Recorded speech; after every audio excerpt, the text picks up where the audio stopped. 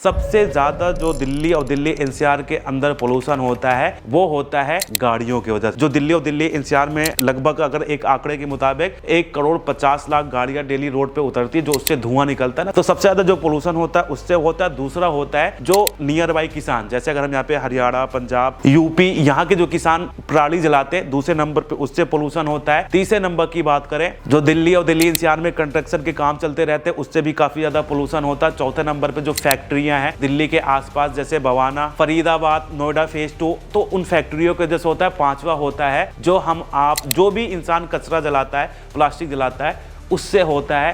तो यही हमारी बीमारी है और इन बीमारी पे हमें काम करना पड़ेगा।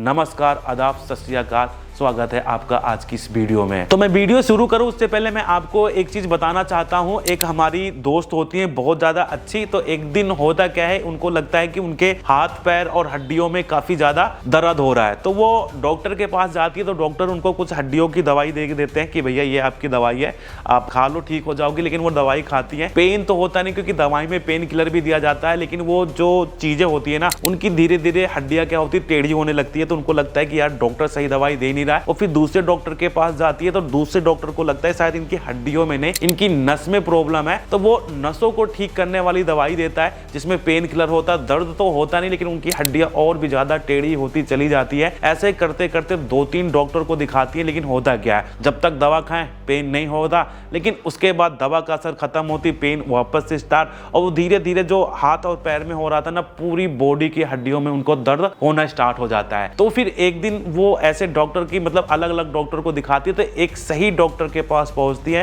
फिर डॉक्टर सही से जांच करते, तो उनको लगता है कि इस मैडम को न्यूरोटाइड आर्थराइड ऐसी कुछ बीमारी होती है। तो फिर डॉक्टर उस चीज की दवा देते हैं, और जब वो मेरी दोस्त वो दवा खाना स्टार्ट करती है, तो होता क्या है कि धीरे धीरे जो उनकी हड्डियां टेढ़ी हो रही थी वो सीधी भी होने लगी, और साथ में जो पेन था वो भी खत्म हो गया। आज बिल्कुल फिट एंड फाइन है। मतलब जब तक हमें बीमारी नहीं पता चली तब तक सही इलाज कैसे मिलेगा। तो सबसे पहले हमें साफ हवा करने के लिए जो बीमारी है ना, उसको पकड़ना पड़ेगा। तो सबसे पहले हम पहली बीमारी पे आते हैं, वाहन। देखो, लोग अपने ऑफिस जाएंगे तो गाड़ियों का इस्तेमाल तो करेंगे, तो इसका सोल्यूशन क्या है? देखो, इसका सोल्यूशन ये है, हम एसी में और बस में जब जाते हैं तो गर्मियों के दिनों में क्या देखते हैं, हमें एसी वाली मेट्रो मिलती है, एसी वाली बस मिलती है, और ठंड में हीटर वाली, तो हमें मजा आता है उसमें ट्रैवल करने के लिए। लेकिन अगर मैं एक चीज बोलूं कि आपको साफ हवा चाहिए या ठंडी मेट्रो चाहिए, तो मेरा मानना है कि एसी एंड हीटर के साथ मेट्रो में एंड बसों में एयर प्यूरिफायर लगाना चाहिए। इससे क्या होगा, जैसे हम पूरे हर कोच में दबा के एसी लगा होता है, वैसे पूरी मेट्रो में अगर एयर प्यूरिफायर लगा होगा, वहां का एक्वाई 50 के नीचे होगा, तो लोग मोटिवेट होंगे कहां पे, मेट्रो में ट्रेवल करने के लिए। सेम चीज हमें बस में भी करनी चाहिए। एसी के साथ साथ हमें एयर प्यूरिफायर लगाना चाहिए, जिससे बस के अंदर का जो एक्वाई हो वो कम हो। तो लोग क्या करेंगे, बसों से ज्यादा ट्रेवल करेंगे। सेम हमें मेट्रो स्टेशन पे भी ऐसे माहौल रखना पड़ेगा कि कैसे करके जो मेट्रो स्टेशन है वहां का एक्वाई कम हो, और साथ में जो ये पब्लिक ट्रांसपोर्ट है ना, इनको आसान बनाना चाहिए, सस्ता बनाना चाहिए, सुविधा अच्छी देनी चाहिए, और हर एक गली से पब्लिक ट्रांसपोर्ट आसानी के साथ अवेलेबल हो। इसके अलावा दिल्ली एनसीआर के अंदर बहुत सारी जो टैक्सी कार है वो चलती है, ओला, उबर, अलग अलग कंपनियों के। तो यहाँ पे ना गवर्नमेंट को एक रूल लाना चाहिए कि दिल्ली के अंदर जितनी भी टैक्सी कार चलती हैं वो सभी इलेक्ट्रिक कार होनी चाहिए, डीजल, पेट्रोल, सीएनजी कार नहीं होना चाहिए। देखो, इसमें एक दिक्कत आएगी, जो बहुत से गरीब लोग होते हैं ओला में अपनी कार चलाते हैं या उबर में अपनी कार चलाते हैं, तो देखो उनको हम ऐसा नहीं कि तुम्हारी कार बंद, तो उससे हम ना गवर्नमेंट यहाँ पे एक ऑफर दे सकती है, जब वो वोट पाने के लिए बिजली फ्री कर सकती है, पानी फ्री कर सकती है, 10,000 रुपए बांट सकती है, कहीं पे लैपटॉप फ्री में दे सकती है। तो हम जो मतलब टैक्सी चलाते हैं उनके लिए तो कर सकते हैं ना कि भैया जो आपकी ये पेट्रोल डीजल कार है, इसको लेके आप शोरूम में जाओ, वहां पे बोलना कि मेरे को इलेक्ट्रिक कार चाहिए, आपको वो इलेक्ट्रिक कार उसी रेट में जितनी की आपकी कार बिकेगी उसी में आपको इलेक्ट्रिक कार मिल जाएगी। और उसके बाद जो बाकी की चीज है उसकी हम EMI बांध देंगे, जिसका रेट ऑफ इंटरेस्ट बहुत कम होगा या ना के बराबर होगा, क्योंकि हवा साफ करनी है तो कुछ तो करना पड़ेगा। तो इससे क्या होगा, उनके पास नई कार भी आ जाएगी, और धीरे धीरे कमा के EMI भरते रहेंगे। अगर उस पर रेट ऑफ इंटरेस्ट नहीं होगा, जितने की ली है उसी उतनी पेमेंट करनी है, तो इससे उनकी रोजी रोटी भी चलती रहेगी, और जब वो कारें रोड पे उतरेंगी तो पोल्यूशन भी कम होगा। और जब पब्लिक ट्रांसपोर्ट इतना अच्छा होगा, लग्जरी होगा, लोग मोटिवेट होंगे कि यार वहां पे एसी भी रहेगा, रहेगा, एयर प्यूरीफायर भी रहेगा, हीटर भी रहेगा और मतलब ज़्यादा चलने की ज़रूरत नहीं है, जहाँ भी जाना होगा आसानी के साथ जा सकते हैं। तो लोग क्या करेंगे, अपनी कारें कम रोडों पे निकालेंगे। जब कारें कम चलेगी पेट्रोल डीजल वाली, और दूसरी चीज़ जो भी कारें चलेंगी मतलब टैक्सी वाली वो CNG चलेगी, मेट्रो और बसों से लोग ज़्यादा सफ़र करेंगे। जो भी बसें हैं वो भी सारी इलेक्ट्रिक बसें होनी चाहिए, तो कुछ ना कुछ हद तक फर्क तो पड़ेगा। अब दूसरा जो पराली, जो किसान पराली जलाते हैं, देखो होता क्या है कि किसान पराली इसलिए जलाते हैं कि उनको वो आसान लगता है। और हमें भी पता है पोल्यूशन होता है, हमारे लिए स्वास्थ्य के लिए हानिकारक है, पर हमारा मजबूरी है सर, हमारा अन्न का सवाल नहीं है, मजबूरी है, बेबसी है हमारी। अभी क्या करेंगे, इसको कैसे निकालेंगे? 2 किला मेरी ज़मीन है, मेरे पास इतना नहीं है, पैसा नहीं है कि मैं हैवी मशीनरी से इसको नीचे गला दूं, जहाँ मैं इसको कहीं बाहर निकाल के रख लूँ।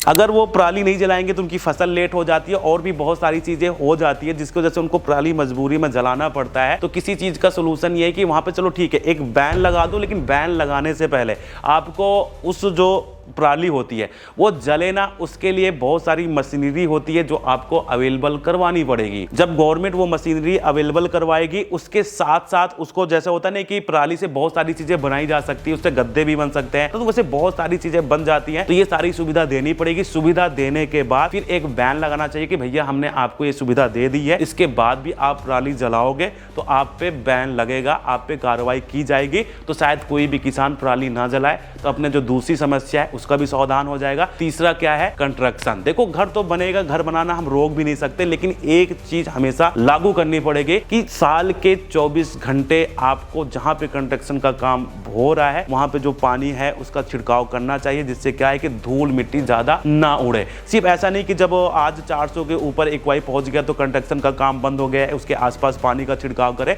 ये आपको हमेशा जब भी कंस्ट्रक्शन का काम चले, वो चाहे एक्वाई 10 हो चाहे 1000 हो, वो पानी का छिड़काव आपको 24 घंटे लगातार करना पड़ेगा, जिससे धूल ज्यादा हवाओं में ना फैले, जिससे एयर क्वालिटी खराब ना हो। तो ये आपका तीसरा सोल्यूशन हो गया। चौथा हो गया फैक्ट्रिया। देखो फैक्ट्रिया के लिए ना सीधा सीधा रूल लगाना चाहिए। सबसे पहले तो जितना हो सके दिल्ली NCR से इनको दूर कर देना चाहिए। इसके अलावा इसकी जो मॉनिटरिंग होती है ना, ये लगातार करनी पड़ेगी। मॉनिटरिंग ऐसी करनी पड़ेगी कि कौन सी फैक्ट्री है जो मतलब काफी ज्यादा धुआं कर रही है, उस पर प्रॉपर बैन लगा दो। और वहां पे एक लगाना पड़ेगा, मशीन लगानी पड़ेगी, जिससे सरकार को सीधा डेटा मिले कि भैया कौन सी फैक्ट्रियां कितना प्रदूषण कर रही है। तो उसका क्या होगा कि जब फैक्ट्रियों को पता होगा कि गवर्नमेंट के पास इसका डेटा जा रहा है, अगर मैं अपनी फैक्ट्री में सुधार नहीं करूंगा तो गवर्नमेंट बैन लगा दी, मेरी फैक्ट्री बंद कर देगी, या फिर तगड़ा वाला जुर्माना लगाएगी। तो जो बड़े बड़े धन्ना सेठ बैठे हैं ना, तो वो अपनी फैक्ट्रियों को कंट्रोल में रखेंगे, खास करके जो कोयले से चलती है ऐसी फैक्ट्रियों को। तो मतलब वो फैक्ट्रियों पे तो कड़ा रूल लगाना ही पड़ेगा और मॉनिटरिंग करनी पड़ेगी। ऐसा नहीं होना चाहिए कि एक फैक्ट्री बहुत ज्यादा धुआं कर रही है, अधिकारी जाए और 10,000 या 1 लाख रुपए लेके वापस आते, नहीं फैक्ट्री तो बिल्कुल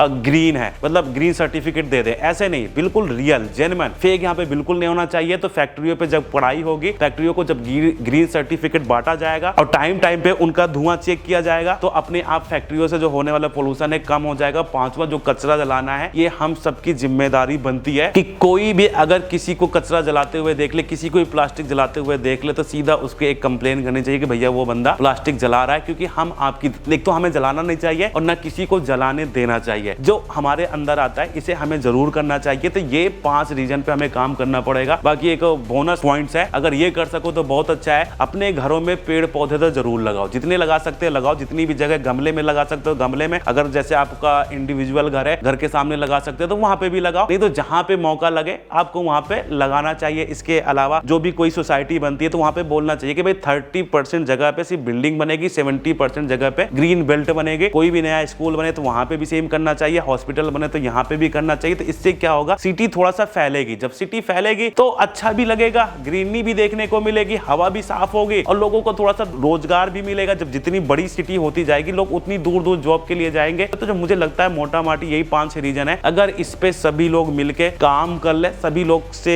सबसे ज्यादा सरकार को इस पे काम करना पड़ेगा। और जब सरकार ये काम करे तो हमें उनका साथ देना चाहिए अपने अपने हिसाब से। तो देखना अगर ये चीजें होती है तो मुझे लगता है कि बहुत ही जल्दी जो भारत का एयर क्वालिटी है ना वो सुधर जाएगा। एक बार हमें कोशिश तो करनी चाहिए, क्योंकि जब बात अपनी जान पे आए, अपनी बच्चों की जान पे आए, तो हम सबको एक साथ लग के ये कोशिश करनी चाहिए। क्योंकि अभी नहीं करेंगे तो आई थिंक बहुत ज्यादा देर हो जाएगी। जब कोई कहते हैं ना, जब कोई भी चीज ज्यादा देर से हम जागते हैं ना तो बेकार ही हो जाता है। तो अभी वक्त है जागने का, सभी लोग जागते हैं और मिलके करते हैं, क्या पता सारी चीजें सही हो जाए। बाकी आप बताओ, जो मैंने रीजन दिए, जो मैंने सोल्यूशन बताए, वो सही है कि नहीं है। अगर नहीं है तो कोई बात नहीं, आप कमेंट करके मुझे बताना, मैं और भी ज्यादा रिसर्च करूंगा कि कैसे किया जाए जिससे भारत की हवा साफ की जाए। हम भी कर रहे हैं, आप भी करो, और अपने आसपास जितना कोशिश करें, जितना हो सके उतनी कोशिश करते हैं कि जिससे पोल्यूशन कम हो। बाकी मिलते हैं अगली वीडियो में। नमस्कार। अच्छी लगी है तो वीडियो जाते जाते लाइक कर देना।